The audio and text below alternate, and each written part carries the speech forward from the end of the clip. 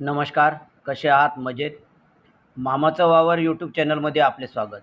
आता हे जे आपण बघत आहात, तर ही आहे रातांबा.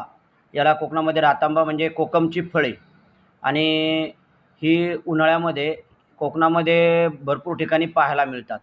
हे जे कोकमची जी फळं आहेत, याला ज्या आपण आता रातांब्याची किंवा कोकमची फळं म्हणतात, यापासून कोकम सरबत बनवता येतं आणि ते कोकम सरबत करण्यासाठी मग आता ही रातांब्याची फळे अशी कापून त्यामधला गर बाजूला काढून त्याच्या ज्या गोल अशा ह्या ज्या कटोऱ्या आहेत, तर ते अशी गोल-गोल कापायची. त्यामधला गर बाजूला वेगळा करायचा आणि त्याच्या जे साईडला ज्या गोल अशा कटोऱ्या आहेत, तर त्यामध्ये साखर भरून त्या हे जे हे आहे, तर मग राहिलेला गरसुद्धा कूच करून त्यातला जो पाणी आहे, तर या याच्यामध्ये टाकायचा.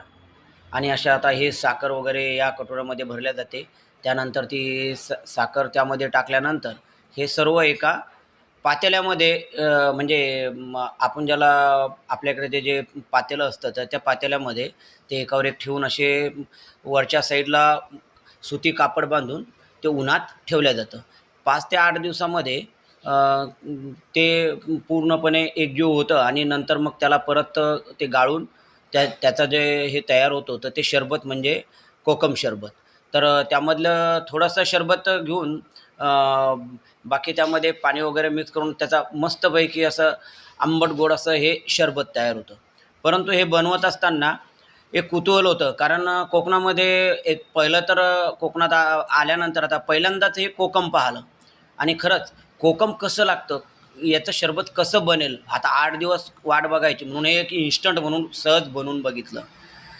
त्यामध्ये थोडी साखर घातली आणि थोडंसं त्याला बारीक करून त्यामध्ये परत त्याला ज्युसरमध्ये या पद्धतीनं त्याला म्हणजे बा ज्युसरमध्ये त्याला बारीक केलं आणि त्यानंतर त्यामध्ये चवीसाठी थोडं मीठ, लिंबू हे सर्व टाकून पिल्यानंतर खरंच उन्हाळ्याच्या दिवसामध्ये इथली जी उकाडा आहे, गरमी आहे, तर अगदी सुसह्य अशी मस्त थंडगार कोकम आणि त्याची चवसुद्धा खूप अप्रतिम होती.